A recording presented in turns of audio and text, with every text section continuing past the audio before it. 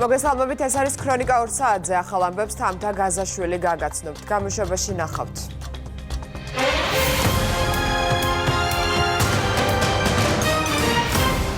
პეკინის ქუჩაზე მიკროსაფინანსო ორგანიზაციას თავს დაესხნენ. დამნაშავეებმა თანხის წაღება ვერ შეძლეს. სავალდებულო სამხედრო სამსახურთან დაკავშირებით ირაკლი სესიაშვილის კანონპროექტის განხილვა დროებით გადაიდო.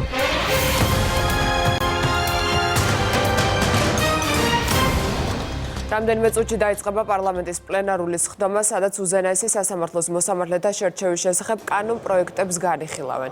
პირველ რიგში დეპუტატები იმსჯელებენ ევროპული საქართველოს მიერ შეთავაზებულ ვერსიაზე, რომლის თანახმად კანდიდატის წარდგენა იუსტიციის უმაღლეს საბჭოს ნებისმიერ წევრს შეეძლება.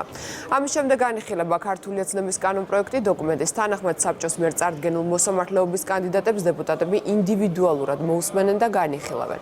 ნათია სოღულაშვილია პარლამენტიდან პირდაპირ ეთერში. რა შეფასებები კეთდება სხდომის დაწყებამდე? სხდომა ამ წუთებში მიმდინარეობს, უბრალოდ საკითხის განხილვა დაიწყება რამდენიმე წუთში უზენაესი სასამართლოს მოსამართლეებთან დაკავშირებით კანონპროექტების ავტორებს შორის ურთიერთბრალდებები გრძელდება. ოთარ კახიძე და ეკა ბესელია კვლავ აკრიტიკებენ მმართველი გუნდის მიერ მომზადებულ კანონპროექტს და ამბობენ, რომ საპარლამენტო უმრავლესობა ცვლილებებით კიდევ უფრო აძლიერებს სასამართლოში ეგრეთ წოდებულ კლანს. საპასუხოდ საპარლამენტო უმრავლესობის განცხადებით ნიშანდობლივია, რომ ბოლო პერიოდში ეკა ბესელიასა და ოპოზიციის წარმომადგენლებს შორის პოზიციები თანხვედრაში არის. გარდა ამისა, მმართველი გუნდი განმარტავს, რომ მათი კანონპროექტი ითვალისწინებს ღია და გამჭვირვალე პროცედურებს და ასევე პროექტი შეესაბამება კონსტიტუციას. პარალელურად საპარლამენტო უმრავლესობა ვენეციის კომისიის რეკომენდაციებს ელოდება. ქართული ოცნება არის მარტო არასამთავრობო სექტორის ახალხო დამცველი ადვოკატთა ასოციაცია, ევროპული საქართველო, ზოგადად პოლიტიკური ჯგუფები, ყველანი არიან წინააღმდეგი, რომ ამ კლანს გაუხანგრძლივდეს და უზენაესი სასამართლო გადაუფორმონ, მაგრამ ქართული ოცნება ნაბიჯ-ნაბიჯ მაინც მიუყვება ამ გზას. ეს არის საქართველოს სახელმწიფოსთვის ნეგატიური მოვლენა და ქართული ოცნება ამას ვერ ხვდება, მაგრამ მათ პოლიტიკურ დასასრულს ეს კიდევ უფრო აახლოვებს. ეს არის ყველაზე ცუდი არჩევანი, ყველაზე სახიფათო გზა, რომელთაც პრაქტიკულად გზას უხსნის იუსტიციის საბჭოს ჯგუფს და ამ პატარა, ესე ვთქვათ, დაჯგუფებას, რომელიც უკვე დაემსგავს ძალიან სახიფათო წარმონაქმს, გზას უხსნის, რომ ხელში ჩაიგდოს ყველაფერი, დააკნინოს პარლამენტი, დაიყვანოს პარლამენტის შესაძლებლობები მინიმუმამდე და გააძლიეროს კიდევ უფრო მეტად ეს საშიში ჯგუფი, რომელიც დღეს მართავს სასამართლო ხელისუფლების ყველა დონეს უზენაეს სასამართლოს გარდა. თვალშისაცემია ამ ბოლო დროს ნაციონალური მოძრაობის წარმომადგენლების და ეკა ბესელიას და მისი ზოგიერთი თანამოაზრის პოზიციების თანხვედრა, განსაკუთრებით სასამართლო თან დაკავშირებულ კანონპროექტებს. ის დასკვნა, რომელიც უახლოეს დღეებში გვექნება ვენეციის კომისიის მხრიდან, მოხსნის ყოველგვარ სუბიექტურ კითხვის ნიშნებს ამ კანონპროექტთან დაკავშირებით. რაც შეეხება დასკვნის და რეკომენდაციების გათვალისწინებას, როგორც იცით, დღეს მხოლოდ იწყება განხილვა, ასე რომ პირველი და მეორე მოსმენის ფარგლებში ჩვენ შევძლებთ არსებითი რეკომენდაციების გათვალისწინებას, თუ ასეთი იქნება ვენეციის კომისიის დასკვნაში. ამ წუთებში კი პლენარულ სხდომაზე დიასპორის კომიტეტის თავმჯდომარეობიდან ზვიად კვაჭანტირაძის გადაყენების საკითხზე მსჯელობენ. მიმდინარეობს კამათი, პარლამენტის თავმჯდომარე განმარტავს, რომ ეს არის პოლიტიკური გადაწყვეტილება და გუშინ საპარლამენტო უმრავლესობის სხდომაზე, როგორც ირაკლი კობახიძემ განაცხადა, ისიც ითქვა, რომ დიასპორის კომიტეტი არის ყველაზე წარუმატებელი კომიტეტი. ზვიად კვაჭანტირაძის გადაყენებასთან დაკავშირებით კენჭისყრა გაიმართება რამდენიმე წუთში. ნათია სოღულაშვილი საუბრობდა პირდაპირ ეთერში პარლამენტიდან. სავალდებულო სამხედრო სამსახურთან დაკავშირებით ირაკლი სესიაშვილის კანონპროექტის განხილვა გადაიდო. ამის შესახებ განცხადება თავდაცვისა და უშიშროების კომიტეტის თავმჯდომარემ ბიუროს სხდომაზე გააკეთა. ირაკლი სესიაშვილის განმარტებით ის არ ეთანხმება მოსაზრებას, თითქოს ინიციატივა რომელიმე კონფესიას უპირატესობას ანიჭებს, თუმცა იმის გამო, რომ საზოგადოებაში გაჩნდა აზრთა სხვადასხვაობა, მიაჩნია, რომ დისკუსია უნდა გაგრძელდეს. საუბარია პროექტზე, რომლის მიხედვითაც მღვდელმსახურების სამხედრო სავალდებულო სამსახურის გადავადებით ვეღარ ისარგებლებენ. თუმცა კონკორდატის გათვალისწინებით მართლმადიდებელი ეკლესიის მღვდელმსახურებს არათუ გადავადების სამხედრო სამსახურისაგან სრულად გათავისუფლების უფლება დარჩება.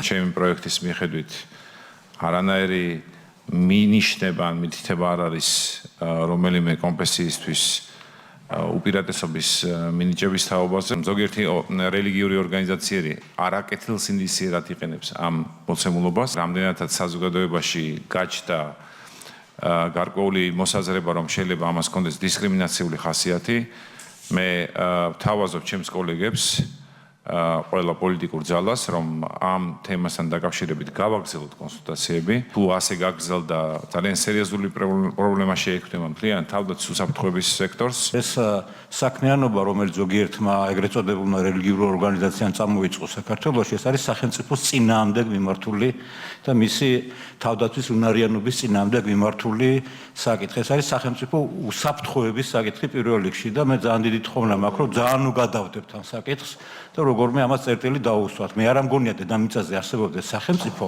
რომელსაც ესე იოლად შეხედავდა ამ პროცესებს. მე ვფიქრობ, შესაძლებელია გამოიძებნოს ესეთი გადაწყვეტა, რომელიც შესაძლებლობას მოგცემს, რომ ერთი მხრივ არ შევზღუდოთ ჩვენ რელიგიის თავისუფლება და მეორე მხრივ სათანადოდ უზრუნველყოთ თავდაცვის ქვეყნის თავდაცვის ინტერესების უზრუნველყოფა. სხვა მიზეზებიც უნდა ვნახოთ, რატომ არის ასეთი სურვილი, რომ თავი არიდონ სამხედრო სამსახურს, ხო? შეიძლება სხვა მომენტებიც არის გასათვალისწინებელი, პირობები, სხვა თემები, რომელიც ამ გაწვევას უკავშირდება და ასე შემდეგ. ამიტომ კარგია, რომ ეს გაგრძელდეს, კარგია, რომ რაღაცაზე შეჯერდეს ისეთი ვარიანტი, რომელიც არ გამოიწვევს ნებათაღელვას. ქალბატონმა თიაწულუკიანმა განაცხადა, რომ პენიტენციურ სისტემაში ეტაპობრივად სრულად გაუქმდება გაწვევის სისტემა. ეს ერთ-ერთი სერიოზული პრობლემა იყო. გარდა ამისა, ამავე პროექტში მე გთავაზობთ გარკვეულ შეღავათებს სტუდენტებისთვის და ეს იქნება ნებაყოფლობით ფორმაში, ამიტომ ესეც ერთგვარი შეღავათია და პლუს ამას ჩვენ ყველა პარლამენტის მთავრობაც ვჯერდებით იმაზე, რომ ყველა წევანდელი საერთო ჯამში უნდა ემსახურებდეს თავდაცვის უსაფრთხოების მიზნებს. თავდაცვის კომიტეტის თავმჯდომარის გადაწყვეტილებას მიესალმებიან რელიგიური კონფესიების წარმომადგენლები, ისინი დღესვე შეხვდებიან ირაკლის სესიაშვილს. როგორც სასულიერო პირები აცხადებენ, მათთვის ინიციატივა საფრთხის შემცველი და დისკრიმინაციულია. სანდრო გამსახურდია გაგვაცნობს დეტალურად შეფასებებს. სანდრო, როგორია რელიგიური კონფესიების არგუმენტები? რელიგიური ორგანიზაციების წარმომადგენლები ამბობენ, რომ ირაკლის სესიაშვილის მიერ მომზადებული კანონპროექტი არის სალსახად დისკრიმინაციული იმ ჩანაწერის გამო, რის მიხედვითაც სავალდებულო სამხედრო სამსახურიდან გათავისუფლებულები იქნებიან მხოლოდ მართლმადიდებელი მღვდელმსახური პირები, რადგან მათ მიცავთ კონკორდატი. სხვა რელიგიური კონფესიების წარმომადგენლები ამბობენ, რომ ეს ჩანაწერი არღვევს თანასწორობისა და სეკულარობის პრინციპს, სწორედ ამიტომ ისინი მიესალმებიან ამ კანონპროექტის ინიცირების შეჩერებას. ამ თემასთან დაკავშირებით ოფიციალური განცხადება გაავრცელა საქართველოს საპატრიარქომ. განცხადებაში ნათქვამია, რომ მღვდელმსახურები უნდა იყვნენ გათავისუფლებულები სავალდებულო სამხედრო სამსახურიდან, თუმცა ასევე მნიშვნელოვანია ეს გარემოება არ გამოიყენონ სხვა ფსევდორელიგიურმა იურიდიულმა ორგანიზაციებმა საკუთარი მერკანტილური მიზნებისთვის. საუბარია სავარაუდოდ პარტია გირზე და ამ პარტიის მიერ დაარსებულ რელიგიურ ორგანიზაცია ბიბლიურ თავისუფლებაზე, რომელმაც ბოლო წლების განმავლობაში 10,000-მდე ახალგაზრდა არიდა ჯარს სავალდებულო სამხედრო სამსახურს თავი. სასულიერო პირების სავალდებულო სამხედრო სამსახურიდან გათავისუფლება საყოველთაოდ მიღებული პრაქტიკაა და ჩვენ მას მხარს ვუჭერთ. სახელმწიფოში ასევე გარანტირებული უნდა იყოს არასამხედრო ალტერნატიული შრომითი სამსახური. ამასთან უნდა გატარდეს შესაბამისი ზომები, რათა ეს პრაქტიკა არ იქნას გამოყენებული ფსევდორელიგიური იურიდიული პირების მიერ, თავიანთი ვიწრო მერკანტილური ინტერესებისთვის, რაც რელიგიურობით მანიპულაციას და აშკარა ანტისახელმწიფოებრივ ქმედებას წარმოადგენს. კანონპროექტი, ინიციატივა, რომელიც სესიაშვილის მიერ იქნა წარმოდგენილი, შეიცავს შეიძლება ტექნიკურად ის საუბრობდეს იქიდან ისეთი კუთხიდან, რომელიც დისკრიმინაციულ ელემენტებს არ შეიცავს, მაგრამ ფაქტი ის არის, რომ კანონი, რომლის გაუქმებასაც ის ითხოვდა, იმ არათანაბრობის გასწორებას ემსახურებოდა, რომელიც აქამდე არსებობს კანონში. ჩვენ სიამოვნებით დავესწრებთ იმ შეხვედრებს, რომელიც მოხდება ბატონ ირაკლი სესიაშვილთან, ჩვენ ავხსნით ჩვენ არგუმენტებს, თუ რატომ მიგვაჩნია რომ ეს არის დისკრიმინაციული. კიდევ ერთხელ დავაზუსტებ იმას, რომ ჩვენ არა ვართ წინააღმდეგი სამხედრო სავალდებულო სამსახურის მონაწილეობისა, ჩვენ ვართ წინააღმდეგი დისკრიმინაციისა. თემაზე განცხადებები გაკეთდა პლენარულ სხდომათა დარბაზში. საპარლამენტო უმცირესობის წარმომადგენლები იზიარებენ სხვადასხვა რელიგიური ორგანიზაციების პოზიციას და ამბობენ, რომ ეს კანონპროექტი არის ცალსახად დისკრიმინაციული, რადგან ის არღვევს თანასწორობის პრინციპებს და შესაბამისად ევროპული საქართველოს წარმომადგენლების აზრით ამ კანონპროექტის მიღება ამ ფორმით არის დაუშვებელი, რადგან შეიძლება გამოიწვიოს დაპირისპირება სხვადასხვა რელიგიურ ორგანიზაციებს შორის. დღეს საკუთარი კანონპროექტთან დაკავშირებით განმარტებები გააკეთა კიდევ ერთხელ ირაკლი სესიაშვილმა. ის ამბობს, რომ აღნიშნული ინიციატივის თვითმიზანი არ ყოფილა, რომ რომელიმე რელიგიური ორგანიზაციის დისკრიმინაცია მოხდარიყო, ან პირიქით პრივილეგირებულ მდგომარეობაში ჩაეყენებინა და ამ კანონპროექტის მთავარი არსი გახლავთ ის, რომ ბოლო წლების მანძილზე იკლო სამხედრო სამსახურში წვევამდელთა რიცხვმა, რაც გამოწვეულია ბიბლიური თავისუფლების არსებობით. ძალიან უცნაურ რამეს გვეუბნება ბატონი ირაკლი და სახიფათოს ვიმეორებ, იმიტომ რომ შეიძლება ამ კანონპროექტმა ხას უსვავს შეიძლება და ჩვენ შესაძლებლობაც კი არ უნდა დაუშვოთ, უბრალოდ რელიგიურ ექსტრემიზმს დაუდოს საფუძველი ქვეყანაში, იმიტომ რომ თქვენ რელიგიებს აიძულებთ მაშინ იყვნენ განსხვავებულ მდგომარეობაში ქვეყანასთან და კანონთან მიმართებაში. ერთადერთი ვინცთვისაც ეს სავალდებულო არ არის და რჩება ნებაყოფლობითი არის მართლმადიდებლური ეკლესია. ეს პირდაპირ შეურაცხყოფაა, მე რომ მკითხო ჩვენი მართლმადიდებლური ეკლესიის. ჩემი კეთილი მიზანი არ ყოფილა, რომ რაიმე ფორმით შექმნილიყო ისეთი მოცემულობა, რომ ვინმეს გაშენოდა დისკრიმინაციული წარმოდგენა ამ ფსევდორელიგიური ორგანიზაციების მხრიდან განხორციელებული ქმედებების გამო შეიძლება გაწვევა მთლიანად ჩაგვივარდეს. ამ მუხლით სარგებლობს 5 მუსლიმი, 50 მართლმადიდებელი, 165 იეჰოვას მოწმე და 6908 ბიბლიური თავისუფლების წარმომადგენელი. და თქვენ ყველა კარგად ხედავთ, რომ მიუხედავად იმისა, რომ კანონმდებელს თავის დროზე ჰქონდა კეთილი მიზანი, რომ მართლაც სასულიერო პირებს ჰქონდათ საშუალება, რომ არ წახსულიყვნენ სამხედრო სავალდებულო სამსახურში და ემოღვეწებათ თავიანთ სასულიერო გარემოში, ამ შემთხვევაში ამ მუხლის არაკეთილსინდისიერად გამოყენება ხდება. მე ვიტყობდი, რომ ეს არის მავნებლობა მიზანმიმართული. ჯერჯერობით უცნობია, როდისთვის გადაიდო კანონპროექტის ინიცირება. თემაზე მსჯელობა გრძელდება. სულ ცოტა ხანში პარლამენტის თავდაცვის კომიტეტის თავმჯდომარე შეხვდება სხვადასხვა რელიგიური კონფესიების წარმომადგენლებს. მადლობა, ეს იყო სანდრო გამსახურდია. გირჩმა ნაციონალური მოძრაობის წევრებისა და იმ დეპუტატთა სია გამოაქვეყნა, რომელთა შვილებმა სავალდებულო სამხედრო სამსახურს თავი აარიდეს. მათ შორის არიან მიხეილ სააკაშვილი, დიმიტრი შაშკინი, ალექსანდრე ლომაია და ვანო მერაბიშვილი. ეს იყო პასუხი გრიგოლ ვაშაძის განცხადებაზე. ნაციონალური მოძრაობის ლიდერმა გირჩის მიერ შექმნილ ბიბლიურ თავისუფლებას ცრუ რელიგია უწოდა და თქვა, რომ სამხედრო სამსახური სავალდებულო უნდა იყოს. ზურა ჯაფარიძე ამ განცხადებას სამარცხვინოს უწოდებს და აღნიშნავს, რომ შვილის დახმარების თხოვნით მას ნაციონალური მოძრაობის არაერთი ლიდერი დაკავშირებია. არაერთი ნაციონალური მოძრაობის ლიდერი დაკავშირებია. ჩვენ მათ შორის პირადად მე დამკავშირებია და უთხოვია დახმარება მათ მისი ოჯახის წევრით გადარჩენის როდის არ წაიყვანათ სავალდებულო სამხედრო სამსახურში. ამორალურია, როდესაც პარტიის ლიდერი ან სხვადასხვა ლიდერები გამოდიან საჯაროდ და პოზიციონირებენ, რომ ისინი ხარს უჭერენ სავალდებულო სამხედრო სამსახურის არსებობას. დღეს ვაქვეყნებთ ნაციონალური მოძრაობის მთავრობის იმ წევრების, მათ შორის პრეზიდენტის სიებს, რომელთა ოჯახის წევრებსაც უწევდათ ან უწევთ სავალდებულო სამხედრო სამსახურის გარდა. ჩვენი ინფორმაციით არც ერთ მათგანს გავლილი არ აქვს სავალდებულო სამხედრო სამსახური. ვენეციის კომისია საგამოძიებო და საპროკურორო ფუნქციების გამიჯვნის შესახებ რეფორმას დადებითად აფასებს. შესაბამისი დასკვნა კომისიამ რიგით 118 სესიაზე დაამტკიცა. სხდომაში ნაგასაღმეთა მინისტრის მოადგილე, გენერალური პროკურორის მოადგილე და სხვა უწყებების წარმომადგენლები ესწრებოდნენ. რეფორმის კონცეფციის თანახმად გამომძიებელსა და პროკურორს შორის გამოძიების მიმდინარეობისას უფლებამოსილებები მკვეთრად გაიმიჯნება. გამომძიებელი პასუხისმგებელი იქნება გამოძიების დაწყებასა და მის დამოუკიდებლად ჩატარებაზე, ხოლო პროკურორი სისხლის სამართლებრივი დევნის განხორციელებაზე, საქმის სასამართლოში წარმართვასა და სახელმწიფო ბრალდების მხარდაჭერაზე. გამოძიების პროცესში აქტიურად მონაწილეობს როგორც გამომძიებელი, ისე პროკურორი და შეუძლებელია არასათანადო გამოძიებაზე პასუხისმგებელი პირის განსაზღვრა, როდესაც ამისი საჭიროება დგება.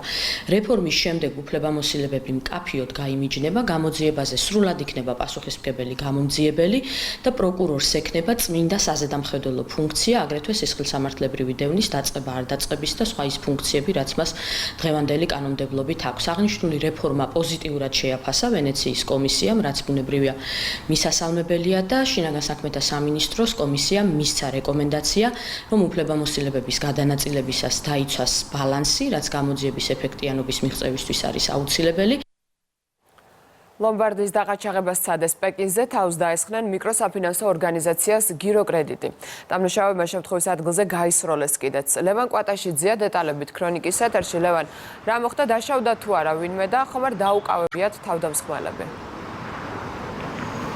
სამართალდამცველებს თავდამსხმელები ჯერჯერობით არ დაუკავებიათ, სწორედ მათი იდენტიფიცირების მიზნით პეკინის 3 ნომერში, სადაც გიროკრედიტის ოფისია, დაახლოებით რამდენიმე საათის განმავლობაში მიმდინარეობდა საგამოძიებო მოქმედებები, რომელიც შეიძლება ითქვას, რომ დასრულდა, თუმცა კადრშიც ხედავთ, რომ მიმდებარე ტერიტორიაზე ჯერ ისევ რჩებიან სამართალდამცველები, ოფისში კი ისევ იმყოფებიან ექსპერტ-კრიმინალისტები. აქ ამ საგამოძიებო მოქმედებაში ჩართული იყვნენ ასევე კინოლოგთა ჯგუფიც, ისინი ცდილობდნენ დაედგინათ თუ რა მიმართულებით გადაადგილდებოდნენ დამნაშავეები თავდასხმის შემდეგ, მათ დაათვალიერეს მიმდებარე ტერიტორია და მათ შორის პეკინის გამზირის გარკვეული მონაკვეთიც. თავდასხმა კი როგორც ერთ-ერთი თვითმხილველი იხსენებს, მოხდა დაახლოებით დილის 11 საათისთვის, როდესაც ორი ადამიანი, საიდანაც ერთ-ერთ სახეზე ნიღაბი ეკეთა, შეიჭრა გიროკრედიტის ოფისში, მათ თავდაპირველად სწორედ იარაღის მუქარით სცადეს შეღწიათ ოთახში, სადაც თანამშრომლები იმყოფებოდნენ და სადაც ასევე გარკვეული ოდენობის თანხაც ინახებოდა და სწორედ ამის შემდეგ მათ გაისროლეს ერთხელ, რაც კიდეც ეტყობა ბრონირებულ შუშას. სწორედ ამის შემდეგ მათ უკვე დატოვეს შენობა და რამდენადაც ერთ-ერთი თვითმხილველი ჩვენთან საუბრისას იხსენებს, ისინი გაიქცნენ პეკინის გამზირის მიმართულებით. გარე პერიმეტრზე დამონტაჟებული არის რამდენიმე სათვალთვალო კამერა და როგორც ჩვენთვის არის ცნობილი, სამართალდამცველებმა უკვე ამოიღეს ამ კამერების ჩანაწერებიც. აი აქ ვიჯექი და ესე გამოვიდა ორი ადამიანი, მეტი არაფერი არ ვიცი ძმაო, აგერ ვიყავი მე. ამბობენ რომ გასროლის ხმაც იყო, არ გაგიგიათ სროლის? არა. ხმა იყო სროლის, ხო არაფერი არ გამიგია. თანამშრომლებმა მითხრეს, რომ გაძარცვესო გირო. დააყაჩაღეს ეგავი. თუ იცით თანხა წაიღეს? ამბობენ წაიღესო, მაგრამ არ ვიცი რამდენი. სროლის ხმა თუ იყო? ვითომ რაღაცა იყო დაბრახუნება, რჩებები რაღაცა ჩამოვარდა, მეტი ერთი ხმა იყო კი. გავიგეთ, რომ თავდასხმა იყო ყაჩაღობა. ხომ არ იყვნენ სამართალდამცველები ან კამერების ჩანაწერებზე ან გამოკითხვაზე? არა. გიროკრედიტის ერთ-ერთი თანამშრომელი სამართალდამცველებმა უკვე გადაიყვანეს გამოკითხვაზე, სავარაუდოდ ის გაიხსენებს დეტალებს და გამოძიებას მიაწვდის გარკვეულ ინფორმაციას კი. გამოძიება მიმდინარეობს სისხლისამართლის კოდექსის ყაჩაღობის მუხლით, რაც ითვალისწინებს 6-დან 9 წლამდე ვადით თავისუფლების აღკვეთას. როგორც უკვე გითხარით, დამნაშავეები ჯერჯერობით არ არიან დაკავებული, მათი იდენტიფიცირების მიზნით ჯერ ისევ მიმდინარეობს საგამოძიებო მოქმედებები. მადლობა, ეს იყო ლევან კვატაშიძე. პოლიციას ჯერ არ გამოუკითხავს დიდ დიღომში ხანძრის შედეგად დაშავებული ზურაბ მჭედლიძეს. რეანიმაციული განყოფილებიდან პალატაში უკვე გადაიყვანეს, თუმცა სამართალდამცველებს საგამოძიებო პროცედურების დასაწყებად ექიმებისათვის ჯერ არ მიუმართავთ. ხანძრის დროს დაშავებული სავარაუდოდ ბრალდებულიცაა. მას ქრონიკის ინფორმაციით ცეცხლის გაჩენაში ადანაშაულებენ, თუმცა ამ ვერსიას საპოლიციო უწყება ოფიციალურად ჯერ არ ადასტურებს. მარიამ ქართველიშვილი მუშაობს თემაზე და მისგან გავიგებთ მეც. მარიამ, პირველ რიგში რას ამბობენ ექიმები, შეძლებენ თუ არა დღეს პაციენტის გამოკითხვას? დიახ, მედიკოსები ამბობენ, რომ ზურაბ მჭედლიძის ჯანმრთელობის მდგომარეობა არის სტაბილური, ის არის ადეკვატური და გონზეა და ექიმები ამბობენ, რომ სამართალდამცველებს ჯერ კიდევ რამდენიმე საათის წინ შეეძლოთ მჭედლიძის გამოკითხვა, მაშინ როდესაც ის რეანიმაციული განყოფილებიდან პალატაში გადაიყვანეს. პალატასთან ჯერჯერობით გამომძიებლები არ გამოჩენილან, ჩვენ ვიმყოფებოდით ზურაბ მჭედლიძესთან და შევძელით მასთან გასაუბრება და ბუნებრივია ჩვენ მას დაუსვით მთავარი კითხვები, რომელიც უკავშირდებოდა იმას, თუ რატომ იმყოფებოდა ის ხანძრამდე საწყობში, ტექნიკის საწყობში და რა ვითარებაში მიიღო მან მოტეხილობა ფეხის არეში და ასევე როგორ უკავშირდება ის ამ საწყობს, რანაირად მოახერხა მან შეღწევა ამ საწყობში. ჩვენ არც ერთ შეკითხვას ზურაბ ჭედლიძემ პასუხი არ გასცა და თქვა, რომ არ აპირებს არც საგამოძიებო უწყების წარმომადგენლების და არც მედიის შეკითხვებზე პასუხების გაცემას ადვოკატის გარეშე. დაკითხვასთან დაკავშირებით რა შეგიძლიათ რომ გითხრათ? უკომენტაროთ ვერაფერს. ანუ არ გამოუკითხე ხარ სამართალდამცველებს? უკომენტაროთ. ავადმყოფის ზოგადი მდგომარეობა არის საშუალო სიმძიმის. პაციენტს გუშინ ჩაუტარდა ოპერაციული ჩარევა წვივის ცვლის მოტეხილობის გამო და დღეს რეანიმაციული განყოფილებიდან გადმოყვანილი იქნა პროფილურ განყოფილებაში პალატაში. ტექნიკის საწყობში გაჩენილი ხანძრის საქმის მთავარი მოწმე და ერთ-ერთი მთავარი ფიგურანტი სავარაუდოდ დღეს გამოიკითხება, რადგან სწორედ ამ წუთებში სამართალდამცველებმა მიმართეს კლინიკის ადმინისტრაციას და ითხოვეს ნებართვა მჭედლიძის გამოსაკითხად და სავარაუდოდ მას სწორედ რამდენიმე წუთში გამომძიებლები კითხვებს დაუსვამენ. საგამოძიებო მოქმედებები კი შემთხვევის ადგილზეც მიმდინარეობს და ექსპერტ კრიმინალისტები დამწვარ საწყობში ნივთმტკიცებებს აგროვებენ. იქ იმყოფება ასევე საწყობის 59%-იანი წირის მფლობელი პაატანოზაძე. ის ამბობს, რომ არ იცის ვინ არის ზურაბ მჭედლიძე და როგორ მოახერხა მან დახურულ საწყობში შეღწევა. პაატანოზაძე არ საუბრობს ასევე იმაზე, თუ შესაძლებელია უკავშირდება თუ არა გაჩენილი ხანძარი პარტნიორებს შორის და საწყობის მეწილეებს შორის დავას. ის ამბობს, რომ ამ დაპირისპირების შესახებ ის მოგვიანებით გააკეთებს ოფიციალურ განცხადებას. ყავდა დაცვის სამსახური, ერთი პიროვნება, აქ დამონტაჟებული იყო სიგნალიზაცია, ძაღლების ყავდა, მაგრამ იმ ღამეს იყო ძალიან დიდი ქარი, რომ ძაღლების არ გამოდიოდნენ გარეთ, ვერ იცავდნენ ტერიტორიას, რო თქვა და ალბათ გათვლილი ქონდა ვიღაცას, რა უნდა იქ არის. ინტერესი არის, რომ ეს პიროვნება ვის აღმოჩნდა შიგნით საწყობის ტერიტორიაზე, იყო თუ არა ჩვენი ნაცნობი, ან საერთოდ ვისწოდით თუ არა მას.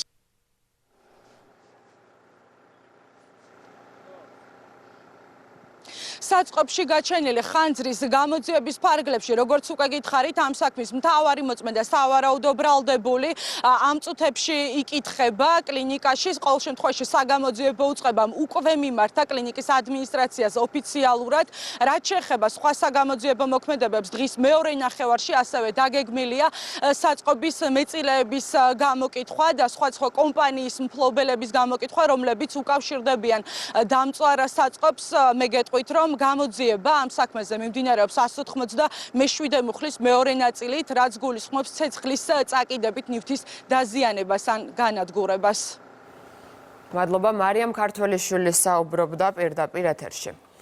ქვემო ქართლშია საქართველოს პრეზიდენტი სალომე ზურაბიშვილი უკვე შეხვდა მარნეულის საკრებულოს წარმომადგენლებს, ეწვია თამარისის პირველ საჯარო სკოლას. ანი ბერუკაშვილია დეტალებით პირდაპირ ეთერში. თამარისის საჯარო სკოლა არის ის ადგილი, სადაც ეთნიკურად აზერბაიჯანელი, ქართველი და სომეხი მოსწავლეები ერთად სწავლობენ. სწორედ ეთნიკური მრავალფეროვნება და ტოლერანტობა იყო ის საკითხები, რაზეც საქართველოს პრეზიდენტმა მასწავლებლებთან და მოსწავლეებთან ისაუბრა. გარდა ამისა, სალომე ზურაბიშვილმა ყურადღება გაამახვილა იმაზე, თუ რამდენად მნიშვნელოვანია, რომ ბავშვებმა კარგად იცოდნენ ქართული ენა. მასწავლებლებთან და მოსწავლეებთან შეხვედრის გარდა საქართველოს პრეზიდენტი მოინახულებს ადგილობრივ საწარმოებსაც. ამ წუთებში ის გაემგზავრა ერთ-ერთ საჩითილე მეურნეობაში. სალომე ზურაბიშვილი აცხადებს, რომ ძალიან მნიშვნელოვანია აქ როგორც ადგილობრივი წარმოების, ასევე ტურისტული პოტენციალის განვითარება. დარწმუნებული ვარ, რომ ყველა რეგიონს აქვს თავისი ძალიან დიდი საკუთარი პოტენციალი და აქაც დავწმუნდი იმაში, როცა გავეცანი არსებულ გეგმებს და საშუალებებს, რომ აქაც არსებობს ძალიან დიდი პოტენციალი. ამ რეგიონის ასევე ძალიან დიდი ერთ-ერთი პოტენციალი და ღირებულება ამ რეგიონის საქართველოსთვის არის ის, რაც აქ არსებობს, თანაცხოვრება აზერბაიჯანული წარმოშობის მოქალაქეების, მაგრამ ასევე და ეს სკოლა არის ამისი არაჩვეულებრივი მაგალითი, სომხური წარმოშობის ბავშვების, მათი ერთად ყოფნა, ერთად სწავლა იმ დროს, როცა მათი იმ ქვეყნების შორის ჯერ კიდევ არსებობს კონფლიქტური სიტუაცია, ეს არის ძალიან დიდი წარმატება საქართველოსი და ამ ჩვენი ტოლერანტობის, რომელმაც ის შეძლო, რომ თუნდაც როცა იყო ომი, აქ არაფერი მომხდარა და დღესაც, როცა ჯერ არ არის გადაწყვეტილი ეს კონფლიქტი, აქ მაინც შეიძლება თანაცხოვრება. პრეზიდენტის ისტორიის არსებობის მანძილზე ნამდვილად პირველი შემთხვევა იყო ჩვენ სკოლაში და ძალიან გახარებული და ძალიან აჟიტირებული დავხდით, ასე ვთქვათ. კითხვები ისეთი არაფერი არ ქონდა, მოსწავლეებს ჰქონდათ ნაწილობრივ დასვეს კითხვები პრეზიდენტთან მიმართებაში. მარნეულის შემდეგ საქართველოს პრეზიდენტი გაემგზავრება ბოლნისში, სადაც დაათვალიერებს მხარეთმცოდნეობის მუზეუმს, ასევე გაეცნობა ბოლნისის გერმანულ უბანს და გარდა ამისა ის გაეცნობა ეკომიგრანტი ქალების ყველის წარმოების ტექნოლოგიებს. მადლობა ანი ბერუკაშვილი საუბრობდა პირდაპირ ეთერში. ოკუპირებული აფხაზეთის ტერიტორიაზე საეჭვო ვითარებაში გარდაცვლილი ირაკლი კვარაცხელია საქმეს პრეზიდენტი ეხმიანება. სალომე ზურაბიშვილი ფაქტს საქართველოს სახელმწიფოს წინაშე ჩადენილ დანაშაულს უწოდებს. ამის თაობაზე განცხადება პრეზიდენტის პრეს-სპიკერმა გააკეთა. ხატია მოისწრაფიშვილის თქმით, მიმდინარე მოვლენების ფონზე პრეზიდენტს მიაჩნია, რომ ახალი ფორმატი უნდა შეიქმნას, რომელსაც მაღალი პოლიტიკური დიალოგის წარმოების შესაძლებლობა ექნება. სალომე ზურაბიშვილი კიდევ ერთხელ უსამძიმრებს ოკუპანტების მიერ მოკლული ახალგაზრდის ოჯახს და სრულიად საქართველოს ამასთან. პრეზიდენტს მიაჩნია, რომ ეს არის საკითხი, რომელზეც ყველა მაღალი რანგის შეხვედრაზე უნდა მიმდინარეობდეს მსჯელობა. აუცილებელია შეიქმნას ახალი ფორმატი, რომელსაც ექნება მაღალი პოლიტიკური დიალოგის წარმოების შესაძლებლობა. ჩვენ ვართ ქვეყანა, რომელმაც უარი ვთქვით სამხედრო დაპირისპირებაზე. პოლიტიკური დიალოგი არის ამ შემთხვევაში ერთადერთი გამოსავალი. გუდაურიკობის მონაკვეთზე გზის გაწმენდა გრძელდება. გარემოს ეროვნული სააგენტოს ინფორმაციით, ზვავს საშიშროების რისკი შემცირებულია. საავტომობილო გზების დეპარტამენტის პროგნოზით კი გაწმენდითი სამუშაოები დაახლოებით 2 საათში დასრულდება, რის შემდეგაც ყველა სახის ავტოტრანსპორტი შეძლებს გადაადგილებას. ამ დროისათვის მოძრაობა მხოლოდ გუდაურამდეა დაშვებული. გუშინ საღამოდან აქ ვართ გაჩერებული. ამბობენ, რომ გზა ძლიერი ქარის გამო ჩაიკეტა. ველოდებით როდის გაწმენდს ტექნიკა პრობლემურ მონაკვეთს. ერთი კვირაა გუდაურში ვსრიალებ. ამინდიც კარგი იყო მომსახურებაც, თუმცა ახლა უამინდობა არ გვაძლევს საშუალებას უღელტეხილი გადავლახოთ და სახლში დაუბრუნდეთ. ვიცით, რადგან ვიცით, გზების დეპარტამენტი მუშაობს. მათ არ აქვთ უფლება გაგვატარონ, სანამ უსაფრთხო არ იქნება გავლა. ბათუმში ბულვარის ადმინისტრაციასთან ელექტრომობილების მეპატრონეების აქცია მიმდინარეობს. ისინი ბულვარში მოპედებით და მსგავსი საშუალებებით გადაადგილების აკრძალვას აპროტესტებენ. ითხოვენ აკრძალვის ნაცვლად დაწესდეს რეგულაციები, რომელსაც დაემორჩილებიან. ქალაქის საკრებულოს გადაწყვეტილებით ბულვარსა და პარკში ელექტრომობილით გადაადგილება 1 მაისიდან აიკრძალება. აღნიშნული ინიციატივა ბათუმის ბულვარის ადმინისტრაციას ეკუთვნის. როგორც აქ განმარტეს, გასული წლის ტურისტულ სეზონზე აღნიშნული ტრანსპორტით 51 ადამიანი მძიმედ დაშავდა. აურობა და ზედამხედველობა და ადმინისტრაცია არსებობს იმისთვის, რომ რეგულაციები დააწესოს. ჩვენ ამას ვერ დავაწესებთ. მოგცემ რეგულაციების შესაბამისი და მოგცემ მუშაობს. ბათუმი არ უნდა ვიმუშაოთ ჩვენ. ტურისტული ქალაქია ბათუმი, მით უმეტეს. ტურისტებზე ვართ დამოკიდებული. დანარჩენი ზამთრის პერიოდში ბათუმში ბევრი არაფერი არ ხდება. ჩვენ ვართ სარეპრესიო ზონა. მე როგორც ხელმძღვანელს და როგორც თუგინთ თავრობას და მუნიციპალიტეტს გვაქვს ვალდებულება რეკრეაციული ზონა იყოს რეკრეაციული ზონა. არა თუმცა ადამიანი შემოვიდეს დასასვენებლად და გავიდეს სიცოცხლისთვის შეუთავსებელი დაზიანებებით. ბულვარის ადმინისტრაციას არც რესურსი, არც უფლება მოვალეობა და არც სამართლებრივ ჭრილში არ აქვს უფლება რომ საკრებულოს გადაწყვეტილება განიხილოს და გადახედოს. პრემიერ-მინისტრი ვაჭრობის საკითხებში ევროკომისარს შეხვდა. ამ წუთებში მამუკა ბახტაძე და სესილია მალმსტრომი მედიისათვის განცხადებებს აკეთებენ. ჩვენ პირდაპირ ეთერში ვრთავთ მთავრობის ადმინისტრაციას.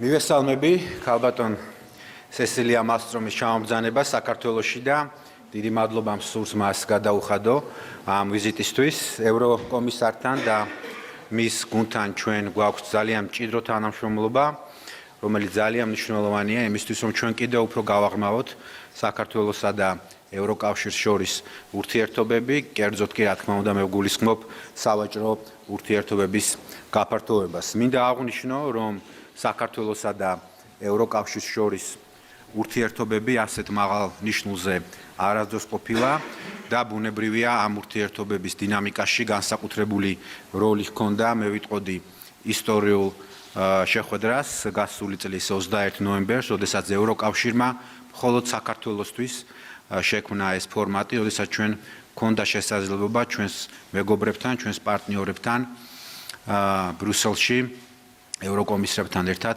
განგვეხილა დამატებითი პერსპექტივები საქართველოსა და ევროკავშირს შორის ურთიერთობებში.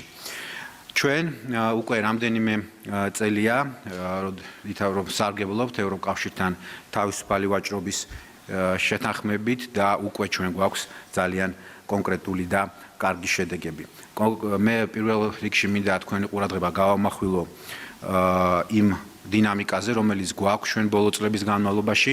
მინდა ყველას შეგახსენოთ, რომ სწორედ ევროკავშირი არის საქართველოსთვის მთავარი სავაჭრო პარტნიორი და ჩემთვის განსაკუთრებით სასიხარულოა ის, რომ ჩვენი ექსპორტი ყოველწლიურად იზრდება ევროკავშირის ბაზარზე და ამავე დროს ფართოვდება ის ასორტიმენტი, თუ რის ექსპორტსაც ჩვენ ვახორციელებთ.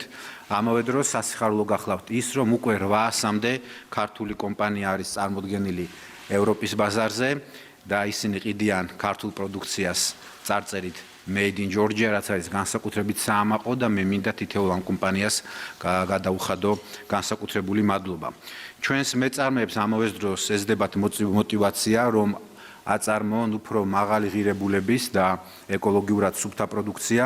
ევროკავშირის ხარისხის მაღალ სტანდარტებს აკმაყოფილებს და უკვე ევროპულ ბაზარზე ჩვენ შეგვიძლია გავიტანოთ ქართული თაფლი და შავი ზღვის თევზი.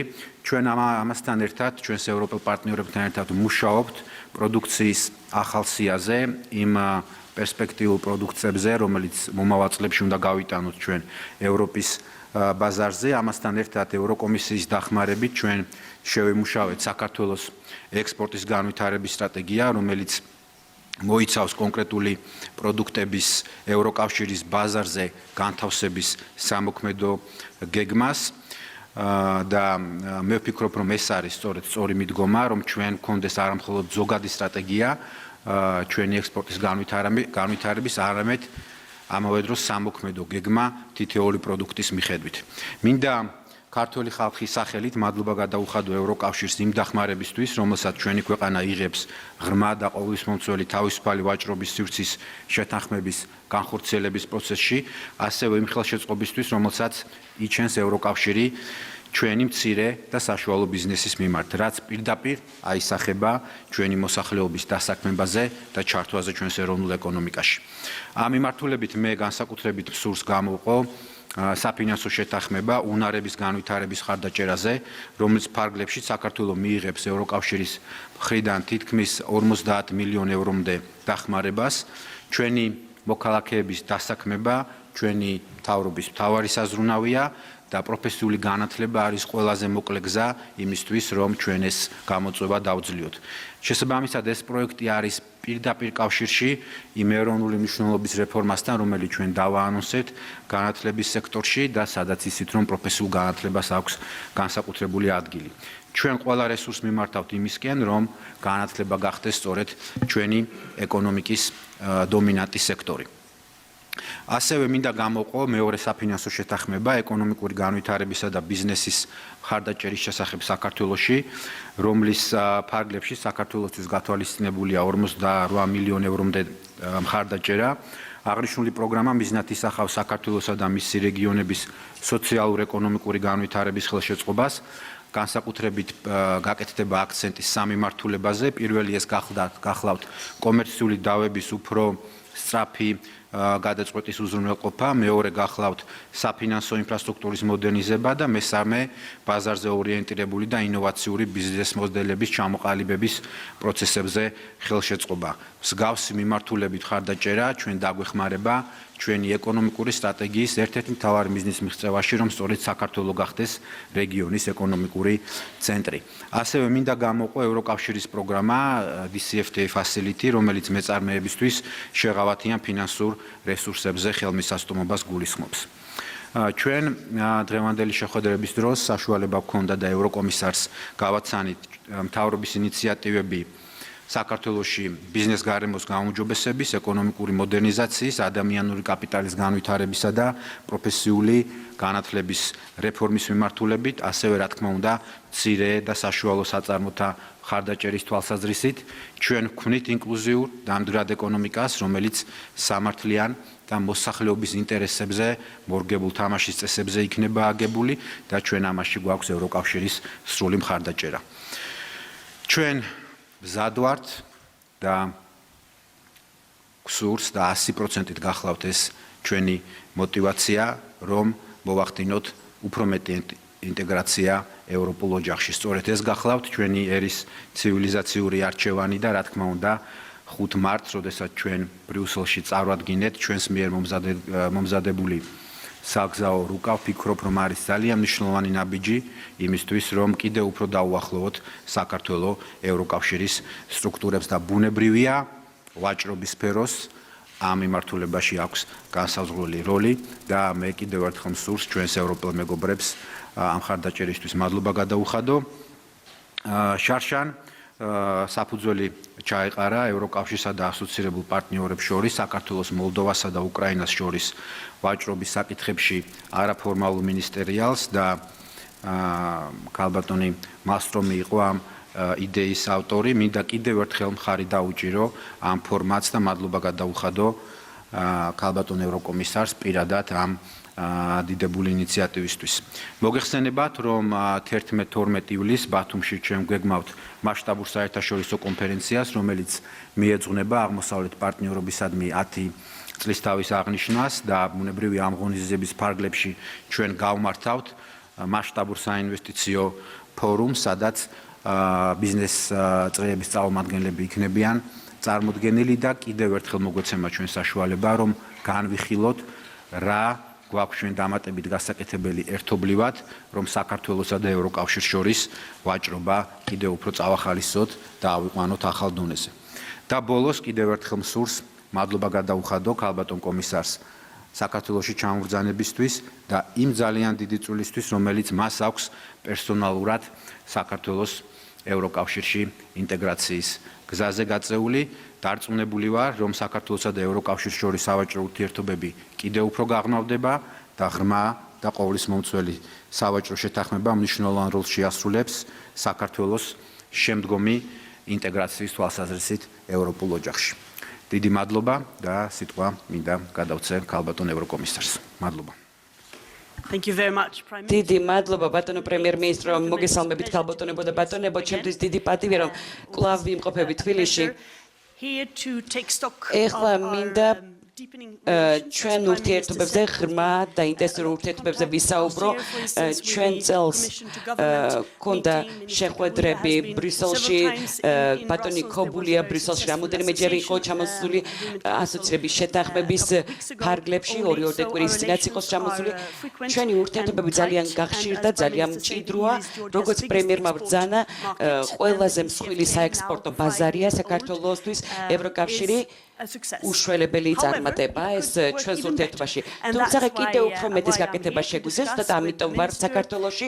მე დღეს საქართველოს პრემიერ-მინისტრთან განვიხილე და სამოქალაქო საზოგადოებასთან ის პერსპექტივები, რომელიც შეიძლება გამოვიყენოთ საქართველოში იმისათვის, რომ ქართულმა მეწარმეებმა უკეთ იცოდნენ რა სარგებელი შეიძლება მოუტანოთ მათ ევროკავშირის ბაზარმა, რომ უკეთესი წვდომა მოახდინონ ევროკავშირის ბაზარზე. ეკონომიკის მინისტრთან ერთად ჩვენ ვცდილობდით გამოგვევლინა აი ეს საშუალებები და გზები იმისა, რომ ქართულ მეწარმეებს უკეთ მივაწოდოთ ინფორმაცია, როგორ შეიძლება ეს დიდი საექსპორტო პოტენციალი საქართველოს უკეთ აითვისოს, გამოვავლინოთ ეს შესაძლებლობები და თუ რაიმე სირთულე არსებობს, გადავლახოთ ისინი მაქსიმალურად ეფექტურად.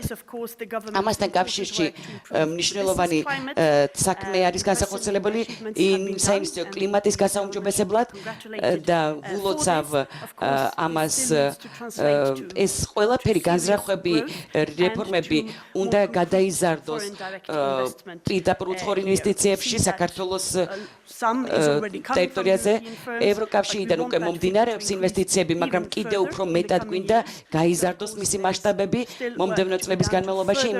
იმისაც რომ კიდევ უფრო გავაძლიეროთ, კიდევ უფრო მეტი კონსოლიდაცია შემოვიტანოთ საქართველოს საინვესტიციო კლიმატში, იმისაც რომ ჩვენი საქმიანობა მრავალფეროვანი, დივერსიფიცირებული გახდეს და სამუშაო ადგილები შეიქმნას ამ ყველაფრის ყოლობაზე. ჩვენ ვხედავთ, რომ საქართველოსთან უკვე ბევრი პროდუქტი იმკვიდრებს ადგილს ევროკავშირის სავაჭრო დახლებზე და კიდევ უფრო მეტის ნახვა გვინდა. ჩვენ საკრედიტო საშუალებებს ვაწვდით საქართველოს მეწარმეებს, გლეხებს, ფერმერებს 80 მილიონი ევრო უკვე გამოიყო ათასობით ფერმა სარგებლობს ამ საშუალებით, ბევრი სამუშაო ადგილი იქნება ამ ყველაფრის ფარგლებში. ღრმა და ყოვლისმოწმული თავისუფალი სავაჭრო სივრცე უკვე კარგად ფუნქციონირებს, თუმცა მუდმივად საჭიროებს ზრდას და განვითარებას. რეფორმები, რა თქმა უნდა, მნიშვნელოვანია მიმართულებით. იმედი გვაქვს, რომ დემოკრატიული რეფორმები განხორციელდება კვლავაც მომავალში და საქართველოს მომავალშიც ისარგებლებს იმ უპირატესობით, რომელიც გაგვაჩნია ამ საერთო და ზიარი ღირებულებების საფუძველზე. აი ეს განწყობა უნდა იქნეს შენარჩუნებული, ყველა ის უმნიშვნელოვანესი აქცენტი, რომელიც გაკეთდა წინა საარჩევნო პერიოდში, უნდა იქნეს გათვალისწინებული და სრული ნდობა არსებობდეს რეფორმების მიმართ მოსახლეობის მხრიდან და ინვესტორების მხრიდან. ასევე გვინდა, რომ საქართველოს განავითაროს შესაძლებლობები ახალგაზრდებისთვის, მომავალი უკეთესი რო იყოს, ამისათვის ზუსტად ამისთვის კეთდება რეფორმები და ჩვენ ამას ყველაფერს მივესალმებით. არსებობს უფრო მჭიდრო ეკონომიკური ინტეგრაციის შესაძლებლობა. გაუმჯობესებული მობილურობა, ჩვენს ხალხთაშორის ურთიერთობებში ვიზა ლიბერალიზაცია, ეს ყველაფერი აძლევს საშუალებას საქართველოს მოქალაქეებს, რომ ვიზო მიმოსვლით ისარგებლონ და ამ შეხვედრის შემდეგ, რომელიც ჩვენ გქონდა ბატონ პრემიერთან საქართველოს ბიზნეს ასოციაციასთან განვიხილავ იმ შესაძლებლობებს, რომელიც ქვეყანაში არსებობს ამ კუთხით. დიდი მადლობა სტუმართ მოყვარეობისთვის, ასეთი მიღებისთვის და თანამშრომლობისთვის.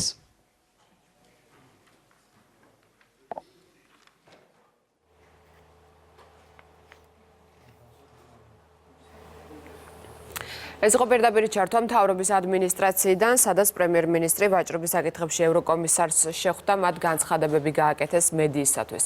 დღის სხვა ამბებზე ვისაუბრებთ რეკლამის შემდეგ, ასე რომ დაგველოდეთ.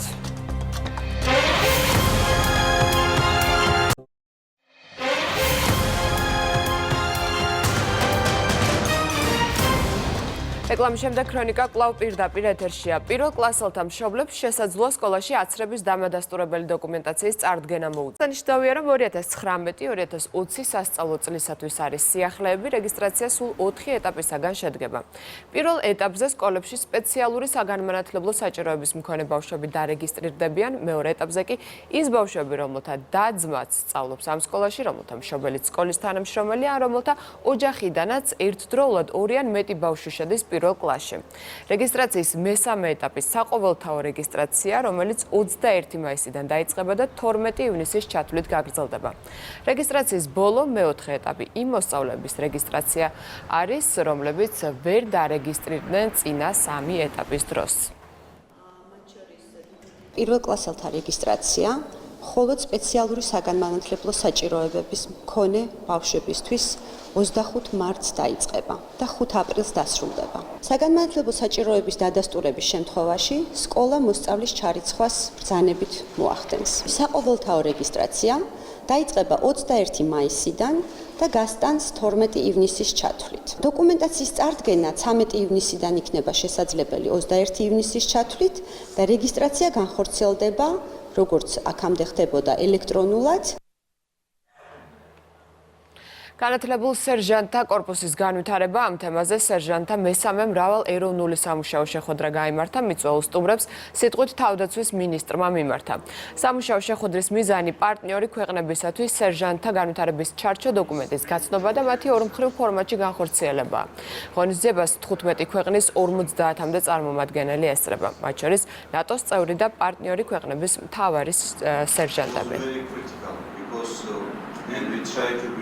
ნატოს სამხედრო განათლების პროგრამის ფარგლებში პარტნიორ ქვეყნებს ვაცნობთ ჩვენს მიღწევებს სერჟანტთა კორპუსის განვითარების თვალსაზრისით ჩვენ არასდროს არ გქონია ასეთი მჭიდრო და ძლიერი თანამშრომლობა ნატოსთან, როგორიც დღეს გვაქვს.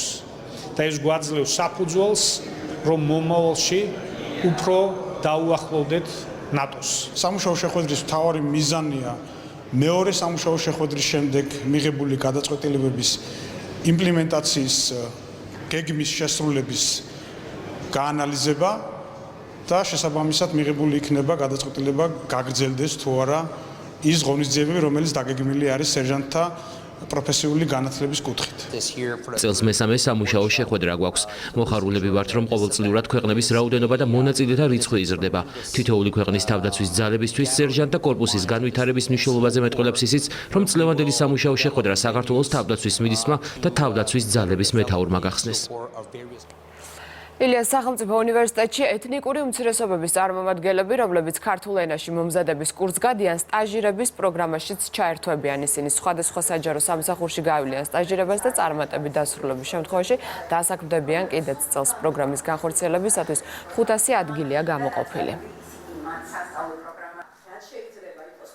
წელს ჩვენ 500 მოთხოვნა განაცხადი შეგვიძლია დავაკმაყოფილოთ სხვადასხვა სახელმწიფო უწყებებში და თვითეული ახალგაზრდისათვის ეს არის შესაძლებლობა განივითაროს არა მხოლოდ პროფესიული უნარები პრაქტიკულ კონტექსტში, არამედ არის გარკვეული ხიდი მის მომავალ კარიერულ განვითარებასთან დაკავშირებით. სტაჟირების პროგრამის მეშვეობით ყველა ჩვენგანმა, ანუ ეთნიკური უმცირესობებმა შეგვიძლია რომ სხვადასხვა სახელმწიფო ადგილებებში დავსაქმდეთ. სტატისტიკა გვაქვს ჩვენ რომ ყოველი 10 სტუდენტი რომელიც გაიარა სტაჟირების პროგრამა უკვე დასაქმებულია. თავისუფალი დემოკრატები მთაწმიდის მაჟორიტარ ოლქში საკუთარ კანდიდატად ჩალვა შავგულიძეს წარადგენენ, თუმცა არ არის გამორიცხული შავგულიძე ოპოზიციური პარტიების ერთიანი კანდიდატიც იყოს. ამბობენ, რომ პარტიებთან კონსულტაციები დაწყებულია და კვირის ბოლომდე შეჯერდებიან. ამასთან თავისუფალი დემოკრატები არ გამორიცხავენ, რომ ოპოზიცია საერთო კანდიდატებზე იმ ოლქებში შეთანხმდეს, სადაც ჩუალედური არჩევნები უნდა გაიმართოს. შეგახსენებთ, რომ მთაწმინდას პარლამენტში სალომე ზურაბიშვილი წარმოადგენდა. ჩვენ თავისუფალმა დემოკრატებმა გადავწყვიტეთ, რომ არ გამოვტოვოთ ეს არჩევნები და მივიღოთ მონაწილეობა. გუნდში ჩამოყალიბდით, რომ მე ვიქნე წარდგენილი მაჟორიტარობის კანდიდატად. ამის შემდეგ, რა თქმა უნდა, ჩვენ დავიწყეთ კონსულტაციები დასავლური ორიენტაციის ოპოზიციურ პოლიტიკურ ძალებთან. კონსულტაციები გვაქვს მჭიდრო და ინტენსიური ევროპულ საქართველოსთან, ნაციონალურ მოძრაობასთან და მთლიანად გაერთიანებულ ოპოზიციასთან. ჯერ საბოლოო გადაწყვეტილება, აი თქვათ, ჩემ თაობაზეც არ არის მიღებული, მაგრამ აქტიურად განიხილება ჩემი კანდიდატურას, თუმცა ვსჯელობთ სხვა კანდიდატურებზე.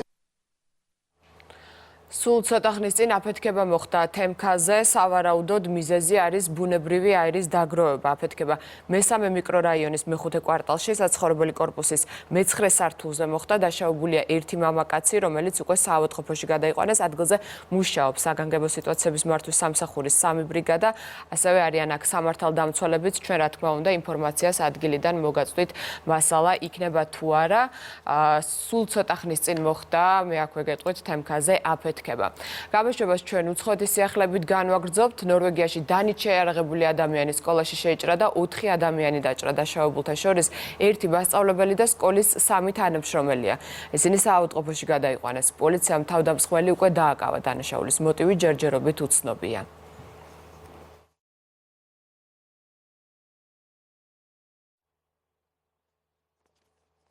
თურქეთის სამხრეთ-აღმოსავლეთში მდებარე ქალაქ დიარბაქირში პოლიციამ დემონსტრანტების დასაშლელად წყლის ჭავლი გამოიყენა. ასობით ადამიანი სასაფლაოზე შესვლას ცდილობდა, სადაც ქურთისტანის მუშათა პარტიის წევრი ზუკლუბ გეზენი დაკრძალეს. ოფიციალური ვერსიით გეზენმა ციხეში თავი ჩამოიხრჩა. ის სასჯელს 2007 წელს მომხდარი აფეთქების გამო იხდიდა, რასაც თურქის სამართალდამცველი ემსხვერპლა. გეზეს 109 წლიანი პატიმრობა ჰქონდა მისჯილი.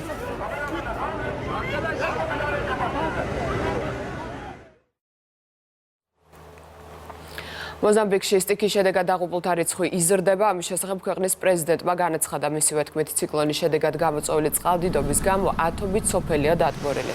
ამ დროს მონაცემებით კი ციკლონ იდაის შედეგად მოზამბიკში 84 ადამიანია გარდაცვლილი.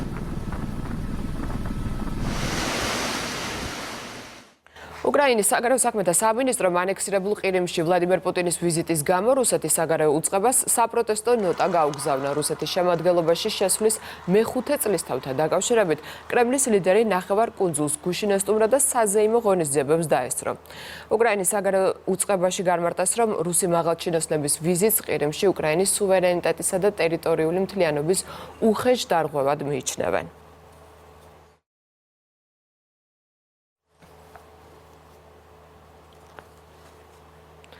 სტამბოლი, კონსტანტინოპოლი არასოდეს გახდება. ამის შესახებ თურქეთის პრეზიდენტმა გალიპოლის ბრძოლის 104 წლისთავისადმი მიძღვნილ ღონისძიებაზე განაცხადა. რეჯეფ თაიფ ერდოღანმა გასულ კვირას ახალი ზელანდიის მეჩეთებზე მომხდარ თავდასხმაზეც გააკეთა კომენტარი, რასაც 50 ადამიანი ემსხვერპლა. ერდოღანის თქმით, მეჩეთებზე თავდასხმით ისლამოფობებმა მუსლიმების მიმართ სიძულვილი კიდევ ერთხელ გამოხატეს. ერდოღანის თქმით, თურქი ხალხი ისლამის მტრებთან ბრძოლას გააგრძელებს და არასოდეს არ დაუშვებს, რომ სტამბოლი კონსტანტინოპოლად იქცეს.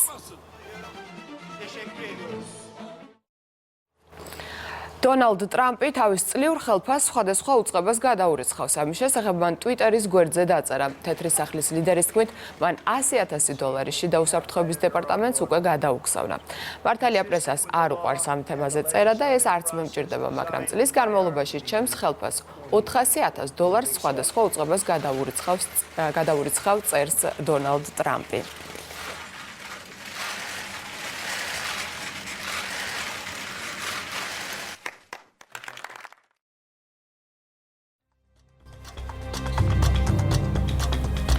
ის ყველა ბავშვს შეგიძლიათ ნახოთ იმედი ნიუზზე ქრონიკა ამით 5 საათამდე გემშვიდობებათ დროებით.